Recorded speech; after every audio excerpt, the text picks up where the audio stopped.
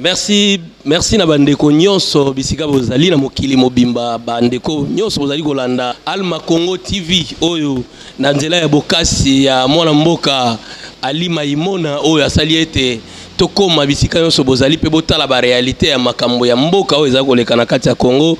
Lelo tozali bongo na mwana mboka Jento Boloki oyo azali acteur politique ya mboka na biso Congo pe azali na kati ya parti MSR pe azali analyste monene na maimatali politique ya mboka na biso. Vraiment na kine eza ya koyinda pe na Congo eza ya koyinda, c'est parce que makambo mazali koleka na réalité ezali vraiment bongo te biso bapandi sango tozana na devoir ya koluka ba politicien pona kopesa bino information oyo ezali réalité oyo ezali normal oyo ezali koleka na kati ya mboka na biso. Mwana mboka Jento mbote ndeko Claude ezali mbala liboso pe mbala suka te na yambio na kati ya émission Posa ya peuple. Lelo actualité ezali tosengeli vraiment kolobela ba réalité boni d'abord parti MSR oyo ezali na kati ya G7 et puis nini ezali koleka pe bozali ko penser nini na kati ya MSR. Bon, merci beaucoup. D'abord, on a émission, on a vu que Mokil Moubazo Landabiso, MSR est parti à Mounene, tout là qui la majorité présidentielle, Batonio Sobalanda qui est démissionnant. Nous sommes dans le gouvernement, l'Assemblée nationale, le Sénat, tout ce qui est poste, moi-même qui vous parle, on a un cabinet à Mouba ministre Nabiso, tout ce qui a un intérêt à Mboka. C'est-à-dire que le MSR, c'est un parti où il a qui ça que souci à mboka yali souci à peuple tant bande comme sou bazolo ba tolé nan to tondi oté biso to lobaki bon biso to keto souffrir na peuple ndeto vandi to continuer bitumba na opposition na cadre ya G7. Le MSR se porte bien bien que de l'autre côté ba créer des doublements ya ba parti politique et ça bitumba mo ko zona ngoka kasuka tozo bunda pona mboka na peuple congolais lelo yo biso peut toujours continuer ko apporter assistance na biso to contribution na biso na bitumba oyo basali na nzambe ya solo oyo batambolaka na vérité oyo bala kondima ete vérité kangolaka tozo ko accompagner bango na bitumbo pe bango baza nango pona mboka. Voilà en fait on a koloba pona MSR, donc on est là, on est en forme, on se bat. Mwana mboka Jento okoki kondima ete ya koloba ke ba bino na opposition bo échouer et puis na kati ya opposition ba très bazali ba médiocre bazali ebele yango esali ke bo échouer soki cardinal a sauvaki te opposition nde lelo bozate. Bon, d'abord il faut bato ba yeba ke to kotaki na processus moko ya purification ya classe politique.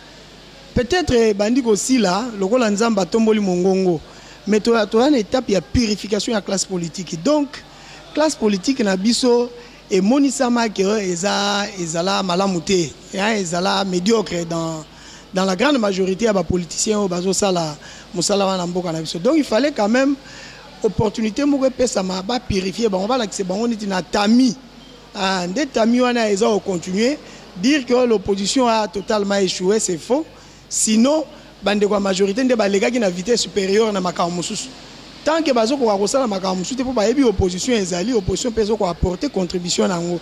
C'est vrai que sur le plan il y a ba stratégie, il y a des choses à notre niveau et à opposition, il faut tout revoir.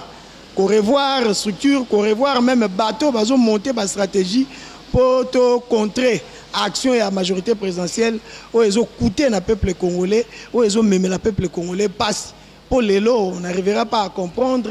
Parce que ça n'a pas makasi boé, mais sur la télévision, bateau, bazan la majorité, bateau bazan la pouvoir, c'est comme si tout était normal. Finalement, on se pose la question, est-ce que bateau bazan à Congo, est-ce que bazan milimo, tout bazan batuna banzoto. Donc c'est horrible. Mais au niveau de l'opposition, il y a encore à faire, c'est vrai. Il y a beaucoup à faire, moi je crois, sur le plan stratégique, comment mobiliser la population, comment amener la population à l'action. C'est ça le grand travail. Donc, nous sommes à terrain, tous à terrain, tous continuer au Moussala et l'élan est bon. Et ça, la bataille, tant Yébela et Saneti, ou les Saneti gagné Yébela, ce n'est qu'une bataille, la guerre n'est pas finie. Tout ça, j'ai mission Mourona Ebisayo, que Makambo, n'est que Kende, Tina Souka Nango, c'est le peuple qui va gagner. Parce que nous avons Panzinaï. Transition sans Kabila et Outagi une opposition. Si vous avez une wapi, tous la élection, tous la transition sans Kabila. Ce qu'on a le contexte politique actuel, à l'interne comme à l'extérieur du pays, vous voyez que ma cambozo qui est né dans sens wana. Parce que jour d'aujourd'hui, qu'on les veuille ou non, les grands obstacles, il y a Mboka Congo pour te décoller, c'est le président de la République, Joseph Kabila. À ça, obstacle. Je te dis, Claude, ce serait en fait, je ne dirais pas incorrect, hein, mais dans la politique, et vous avez une grande défaillance, ceux qui sont l'opposition et disent qu'il y a une élection dans des conditions. Conditioning. Bah conditions de crispation exacte, bah boy vino manifester, beaucoup s'organiser une bah qu'il y a une élection pour échouer, bah qu'il y a une élection pour réussir, pour gagner. Or les lots, bah conditions à réunir pour opposition à gagner bah élection. Conditions vous allez réunir sur tout le monde de crispation Salami, Thérèse bien, et même puisque le pouvoir actuel est illégitime et illégal, il faudrait tout kende, so iba to ba lo belangote, moi je l'ai dit. Il faut tout côté ma solo et gestion collégiale. C'est-à-dire bango va dans pouvoir monter ba konza biso le long de bazo konza. Il faut contrôle sur le plan et gestion et choses publiques et à la collégiale. Biso to na kati donc opposition na kati, bango ba na kati la vraie société civile ou ezo bunde la benza peuple baza na kati. C'est comme cela le renet ya redynamisation et assaini. Il faut forcément et salama et le renet ya ba exilé politique, na ba prisonnier politique, il faut ba bima forcément gouvernement, il faut réaménagement et salama. Voilà de okende. Mais dans l'entretemps au-delà de tout cela, il faut voir que les chefs de l'État, c'est un blocage, c'est un obstacle.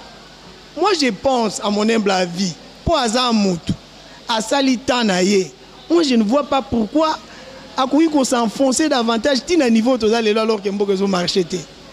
Finalement, on cherche quoi? On veut gagner quoi en faisant tout cela? Merci. Est-ce que na ko tala pena moi mingi discours ya pasteur révérend Ekofo akendaki plus loin ya koloba ke bamboka ya bapaya oyo bazokana ko kabola RDC to kozwa ndambo ya mabele. Donc je peux dire qu'il y a une occupation. Il y a bamboka ya bapaya na mboka cha mboka na biso. Bon, moi je crois que le président ou le révérend David Ekofo, c'est une grande personnalité qui est expérimentée, hein, à Ebimboka, à Ebimaramamboka, certainement disant des choses comme ça, directement, membres du gouvernement, les hautes personnalités politiques, la gestion Masolo, Vandi Boye. D'abord, il faut considérer qu'à Télémagi, le rôle à papa. Donc, c'était la voix de Dieu qui parlait, ce n'était pas lui. À Télémagi, le rôle à papa, donc, c'est quelqu'un qui est informé. Il aura le bagage à l'orotagi en roté. Aïebi, ce qui se passe dans notre pays. Aïebi, qui va voisin, déjà. Il n'a fait que rappeler des choses connues de tout le monde. Mais ici, il y a le bel na position, na ende, péci, ils ont ampleur, makasi. Et le rôle à mon médiocrité. Ah, bah, médiocre, Monseigneur Monseigneur Lobeli. Ce sont des mots qui existent déjà. Beaucoup de gens ont dit des choses autour de ça. Je suis en Boka, na politicien, la biso, tout ça là. Mais le coup là, cardinal a élevé, abimisi et le roi, il faut en pleurer Jésus. Parce qu'il y a une puissance derrière cette parole. Alors, le représentant, il y a protestant, il a parlé, il a dit des choses. Marambo Lobi et Zananzela, et ça peut vrai, a rappelé Bango que c'est notre pays. Pourquoi continuer à rebeller Sarambo pour gagner quoi finalement? Parce que nous sommes en train de qui m'exate ni pour na bango ni pour na banana bango. Ba policiers na ba militaires bazoti na ba sala makam intérêt exate pour peuple oyo azo bundelande bango. Moi ça m'étonne au monde policier côté mais biso en tant que ba citoyen le minimum il y a impôt, il y a ba taxe auto foot avec dans la caisse à l'État. C'est pour très bien payer les militaires, pour bien payer les policiers. Ceux qui bazot traiter bango mabe c'est pas nous. Bato bazo tinda bango ba ya kotungisa biso. Bazo tinda bango ba ya koboma biso bango nde bato bazo futa bango te. Mais biso to pesa mbongo na biso pour futa bango. Bango nde bazo détourner mbongo na bango. En réalité, ceux qui ont na mbongo ya ba médiocrité parce que c'est l'impression que ça donne. Mais ba militaire, mais ba policier, ba les va considérer que té biso peuple a un problème té.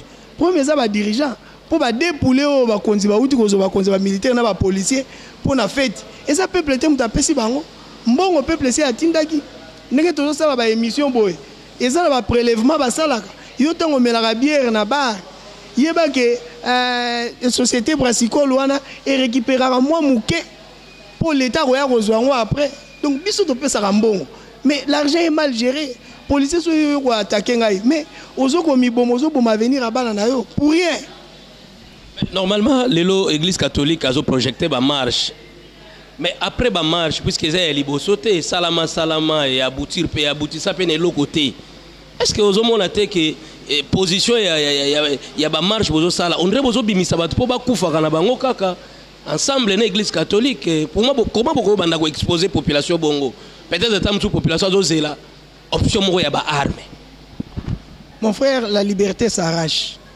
Au jour d'aujourd'hui, la liberté s'arrache. Au jour d'aujourd'hui, ce que vous ne savez pas, liberté n'a pas confisquée. Tant que Mosengo a lobby likambo ya que les médiocres dégagent, batomso va jouer en local les injures. Je vais te dire que ce va lobby imbécile. Et c'est injure, cause à l'imbécile est un état mental affecté. C'est-à-dire que Motomo va subir des difficultés mentales. Azo réfléchir malamouté. Un imbécile ba psychiatre ba web sabino makamnazo loba. Un imbécile a koki ko banda ko poser ba acte moko stéréotypé. Donc baza bato catégorie moko bo bato c'est injurté. Mais ce qui monte à lobby que auto ça la ba marche zo pese loroté. Bon entre guillemets na ko zo epé lokola moi médiocre. Pourquoi? Même ba ville morte, ba te belé ba lo ba mambobelé. Ville morte et privera l'état mbongo. Si l'État a toujours se pela na été pas détourner mbongo pour priver mbongo bino boko mona ngote me bango sala bango passe marche ndenge ba projeter en wawa oyebite côté na bango nini ba mitou et yo sala vitesse nini ça ne va pas chez eux donc ce sont des moyens de pression connus de tout le monde et bandi lelo te bandi na Congo te na ko ki bande ko musu ya majorité ba koloba oh mais bon déjà calendrier c'est bimi ba marche sur nini poto ke na ba élection oh na pays loko la États-Unis. Il y a vieille démocratie, la France, etc. Baza bien, pratiquement bien dans l'ensemble. La grande majorité vit bien. Mais ça va marche. Bon, ça marche. Ça marche pour le courant. Bino musique calendrier, ceux qui va estimer que le calendrier n'est pas présenté là où il y a un côté. Baza libre. Par contre, ça à 10, à 20, va biso se paye là côté. Faut que tu va marche na bango ti bazongi. C'est comme cela. Sinon, nous sommes pas sinon. Pour nous a paraphrasé Mouké Maloba ya révérend David n'a insisté que l'État n'existe pas. Pas Simon, nous sommes dans la jungle, tous en Zamba. C'était un désordre bien préparé et structuré, désordre autour. Préparé par qui et puis pourquoi? Mais préparé par le pouvoir, c'est connu par tout le monde. N'explique rien à Oumela. Batonde ba qui dit ba. Et ça bilon msusu to bandi ko lobango. Analyse, il faut savoir faire l'analyse. Il faut faire la différence entre être intellectuel et être intelligent. Et ça, c'est ce que Mboka na biso soko vandi, on a concentré, on a quelques recherches. Il y a yomoko, on a lecture. Il y a des propos des policiers ba tenaka. On comprend bien que non mboka oyo, toi na zamba, il faut que le peuple comprenne qu'il est devant ses responsabilités. Point barre. Donc, ils ont dit que bino Congo, bino Moko. Dans la communauté internationale, tantôt il vient, tantôt elle vient, tantôt elle n'est pas là. Peuple congolais, il faut tout responsabiliser, il faut tout nous responsabiliser. Pour Namboka aussi, non? À venir, nous sommes bloqués. Bon, aujourd'hui, Dieu commence à parler à haute voix. Mais moi, je suis sûr, Bandeko Kuna, le rôle amitié, mais à Pharaon, bon, sous la bango, mais rouge et la bango. Mais les lots, la ndenge makambezo kende, on dirait tozo kende na l'élection, c'est parce que déjà il y a un calendrier publié déjà. Mais ils ont ça la candidat président Nabino Moïse Katumbi, azana ba difficulté à Gozonga. Est-ce que vous se préparé que y a représenté pe candidat Moussous au cas où ce qui a été? Mon frère, si ça ne dépendait que de moi, je te dis, il n'y a pas élection. Si tu as une élection, tu vas échouer. Tu vas échouer parce que on va préparer déjà tricherie. Dans le web, ça y est. Même 3 options. 3 bilogo ya sika. Dans l'Assemblée nationale, on a la loi électorale. C'est éligibilité. Même machine à voter. Même augmentation, il y a caution électorale. Mais place où on a tout cela, objectif dans la réalité, objectif dans la réduire le nombre de partis politiques, objectif conséquent, que le parti politique peut l'équipe trop, l'aventure et l'équipe trop, côté entre eux, que la banque il faut. Bon, ok, d'accord. Mais déjà, ceux qui bottaient, bon, matisse caution, le parti politique est belé déjà quoi? Donc on n'a pas besoin de seuil, on n'a pas besoin de machine à voter. Pourquoi Balingi Bilo Rwandesa? Parce qu'ils ont préparé la tricherie. Donc on a la boulouille qui est kakati, oh, bazui ba plaqué bino. Stratégie à double vitesse. Quand on va ça, on besoin marcher dans nini. Quand on va mettre bilo comme sous intimidation, tracasserie, hein, menace, tout ça là, bien préparé. Pour qu'il y ait une élection, on va échouer. Alors, la stratégie, si on va vendre, objectif stratégique, c'est qu'on va faire une élection pour qu'il y ait un repos là. Babandara bitumbate pour gagner en côté. Bitumbo et pour gagner en côté, et on est en plus en politique, il n'y a que les résultats qui comptent. Donc en réalité, il faut d'abord lever l'obstacle. Avant qu'il y ait une élection, il faut lever l'obstacle. L'obstacle, déjà. L'obstacle, c'est Joseph Kabila, papa. Il faut tout le monde on a dossier wana si ko total élection bien. Obstacle c'est-à-dire on a option ya transition sans Kabila. Il faut une transition qu'on le veuille ou non. Moi je vous dis son mon paysan on peut soutenir. Je vous dis tant que Kabila sera là. Et ça ceux qui botier pembeni oh à ceux qui président et Sénat tout ça a continuera à déranger beaucoup. Ayebi beaucoup bien, il a des moyens. Il a des relations. Donc il faut une transition sans lui. Il faut ces pays en tout cas bien.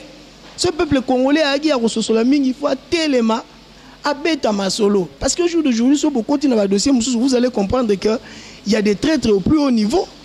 Tant on va violer intentionnellement la constitution, parce qu'on n'en parlait pas. Constitution n'est pas bête. Hein? Mais c'est du domaine il y a trahison. Consacré un article 165 à la constitution. Qui en parle? Nous avons d'abord opposition c'est Panzani grâce à Monseigneur Mosengo n'est quand même les lots souffle les alliés. Un message que par rapport à rassemblement les lots de Talibi on dirait rassemblement on dirait moi laki les alliés moi problème les alliés entre G7 peut-être dans IDPS c'est parce que Pierre Lumbi avait écrit il y avait n'est pas Félix et puis les Kambango les solo pende bima pendate.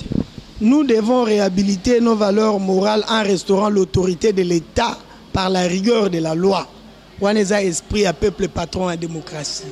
Lorsqu'on parle de valeurs morales, ça pose problème dans le Congo. Dans le Congo, la bisonnière se vivre dans la malhonnêteté. Pour il faut moins d'ambiance quelque part. Il faut refuser ça. Et puis, donc, nous avons un rassemblement de mon point de vue. Natal Raga me bateau, un rassemblement, j'ai ma lecture. C'est réservé nango. Le coup là toi na carte il y a purification de la classe politique. Je te dis que barobima kaka. Bateau baza contre le peuple, bazo travailler avec une sorte d'individualisme pathologique. Bakobima kaka baroyebana. Donc cette histoire là, le combat aujourd'hui c'est le combat il y a peuple. La vraie opposition dans sa substance accompagne le peuple. La vraie opposition, il y a un Moussala Bisso par exemple la G7 toujours continuer comme ça comment organiser le peuple à se prendre en charge. Il faut aider ces peuples à s'organiser pour se prendre en charge. L'église catholique, il faut voir ça comme le peuple. Les lots protestants, il faut l'église en fait. Même les pasteurs, pourquoi? Ceux qui ont le bio aux pasteurs, ils disent que Jésus est là pour la biso.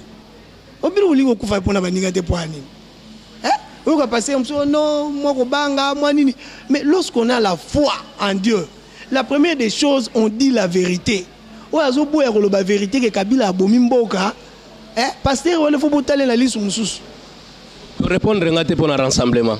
Mais rassemblement, la émission va comme là parce que ce sont des hommes. Constater que ce sont des hommes. Bisso, président national, Pierre Lumbi, a écrit, moi j'ai lu la lettre, et là, ma belle à l'éviter. Il faut tous un langage, mon groupe, mon raté. Au côté à lobby boy, au côté à lobby boy, maman simba on dirait que la boy, photo vanda, tout ça la réunion moko boy, tout ça la langage moko. Surtout l'into le bateau le belo moko. Bitumba oyo, il y a sans Kabila stratégie, il faut être à la moko. Il y a transition sans Kabila. Il y a un le bassin na Félix. Il y a ça présent à rassemblement. Bon, moi j'éviterai de dire certaines choses parce qu'à mon sens, koloba loba, ba mot d'ordre de belé zanatinate, il faut avoir cette parole qui a la puissance. Et je crois que Pierre Lumbi a la parole qui a la puissance. Parce que vous avez remarqué vraiment divorce sur mes alliés entre opposition et peuple. C'est parce que vous avez un mode d'ordre rebelle, mais aussi mbakakate. Vous avez comment peine trouver une solution comment vous allez bien le peuple. Est-ce que vous avez remarqué?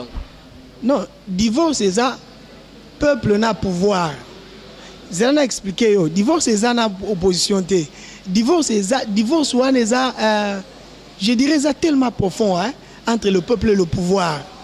Problème et opposition, nous a été pour impliquer pour mariage et salama. Opposition nous a sali mariage véritable était na peuple. C'est dû aussi à la stratégie de démobilisation et à la majorité présidentielle. Parce que la majorité présidentielle, c'est vrai, ça je le reconnais, la stratégie est belle, en jeu, à telle enseigne que ils ont diminué la crédibilité à l'opposition. Moi, mariage et salama exaté. Majorité présidentielle, a jouer, on est sur terrain, tout le monde a des membres les cas. A jouer, a identifier ma faiblesse. Il y a l'autre camp, il y a opposition et travailler sur ces faiblesses-là. C'est que nous ne faisons pas. Donc, entre le peuple et l'opposition, mariage est salamité. Mais en tout cas, direction, vision, perception à Makamboeza Ndengemoko. Moi, aménagement et je crois au jour d'aujourd'hui, nous dansons sur les mêmes pieds. Nous dansons sur les mêmes pieds. Il y a encore beaucoup de choses à faire. Il y a quand même beaucoup de choses à faire. Merci Landia Moukil Bombesika Bozali. Lelo Toyambaki Bongo Gento Boulot qui azali vraiment moko na kati ya parti MSR na ngambo ya opposition. En tout cas photo lobela makamboka c'est parce que ils ont concerné biso moko. Ndeko Gento, le vrai problème c'est la communauté internationale. Position à la communauté internationale sur la RDC, bazo condamné, bazo loba mais bazo ko agir. Je ne sais pas, est-ce que ça c'est parce que Kabila a zolé sa bango, to balia mingi, to peut-être et ça que bazan a confiance peut-être il y a opposition ni église catholique. Bon, moi j'ai dit que le vrai problème ce n'est pas la communauté internationale mais je crois que c'est le peuple.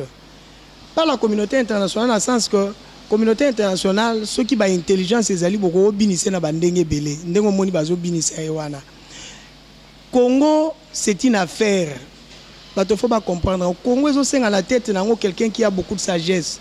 Sagesse dans le sens que ayebi ko servir bango mindele pour bango bato ba découvrir mboko yo ba lakisa yo ka diamant ba kata ba nini tout ça la bino boye ba kangote.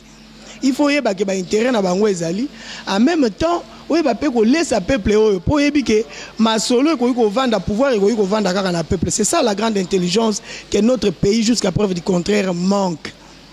Communauté internationale c'est vrai, ma personnalité o ya minene ba kuna ba pe bato. Cela veut dire que misusu ba ko tchele pe mbongo, abani pe ko sala on peut pas calculer misusu, c'est possible. Mais biso il faut développer intelligence on a outil ko yebisa yo. Aujourd'hui, ceux qui peuplent à télémain, qui se peuplent à agir, net le 21 au marché Ali, ceux qui peuplent à accompagner, à accompagner l'église catholique, va donner au changer. Déjà les 31 qui va donner changer.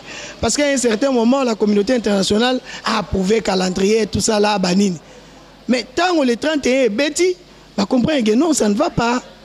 Abani ko changer de position. Et c'est ça le monde. Biso papa Kabila taille biso likambo maman Olive taille biso banda to banda biloko wana tant biloko yo biloko wana tant musupe ba ocho na bango bino vous comprenez donc les lots poser question tout nous en charge te ba ke biso nde to ko sala ke communauté internationale à côté la biso na likambo songo à côté la bino pe na kolobate à côté la bino par des actes par des actions que vous menez tant que teli comme moko to bino moko na biso e ba ke ana part na ya responsabilité. Mboke zo zela ça la part na ndenge na uti ko ba pasteur a part na bango ba lo ba vérité ba yebisa ba bandimi ba vérité na la ndeki pasteur moko lobi molimo a célibé ezalaka te molimo a chômage ezalaka te na RDC situation sociale ndeza mabe et il a raison papa awa soki mboke bongi ba investisseur ba ye misale komi ba église mbongo kokota bato ba kosambela ndenga solo parce que lelo ngana chrétien na kenaka lingomba na solo la pe na bandeko. Au moins que bato mususu bazo sambela au fait bazo sambela te bazo sengande c'est déjà un problème alors communauté internationale, il faut tout tirer à l'aise. Surtout ça, en tant que peuple congolais, tu comprends que Mboka Zamabé, qu'on fasse comprendre au chef de l'État, Kabila, que yo sur Salitana, yo, tout le monde a sur clarté. Tout le monde a clarté. Des messieurs, c'est constitutionnel, non? À un certain moment, ils appellent clarté, ils ont Babino a ebsaki niki aleta ngwayaki awake d'ailleurs pouvoir ango ezoko yuzenga na lembi tout ça mais ndeko lembi on démissionné quand mbala moko c'est constitutionnel démissionné merci ndeko un mot na bandeko nyonso bazolanda na mokili mobimba partout place ba congolais bazali message surtout pour na mboka na biso Congo. Moi j'aimerais qu'il y ait une grande mobilisation partout ndenge ba osalango. Je commence par féliciter bandeko bazali banda na pression bazoko exercer. Je crois que bakoyi pe kosala ba cotisation basunga bao bazana Kinshasa pour na ba action pour boko kende bitumbate bozaka na manduki munitions ezate. On a aussi besoin de moyens financiers pour na po bango kuna ba chaka mbongo. Tebi ndenge bazo travailler na terrain. Biso pe ata ya moi mike il faut ezala pour organiser ça etc. Peuple congolais et si ba fatigué repesa mbongo ngwe pa nani si ba no ba structure ezali to na ba association ba ONG ezali ba parti politique sérieux ndengo tangi MSR ezali ba ko canaliser yango pe kuna poza bitumbo est concerné batonyonso bitumba o eza pour passer na Congo elongwa on a rien de direct de personnel contre Kabila a muto asala kitana et bien que to yeko mona ga na bilan en tout cas bilan de la médiocrité hein wana to moni yango biso nyonso alors toi na problème directement na été toi na problème na passe il faut te combattre alors passe on ndenge tozo monela lelo il faut na no Kabila azala à l'écart c'est que total avenir beaucoup plus clairement c'est tout ce que nous demandons alors ça nécessite une forte sensibilisation que moto na moto ça la part na ya websa moninga mboka za mabe so ili kambo ya tokei so que sengi to marché so que sengi to telema to loba to telemi to lobby. Merci na ba congolais nyonso eskanso bozali batu nyonso bazui occasion ya kolanda émission oyo et puis merci na Ali Maimona, merci na invité Jento Buloki, merci na mama Betty, papa Dave, merci botika la malamu tokutani mbala ya sima.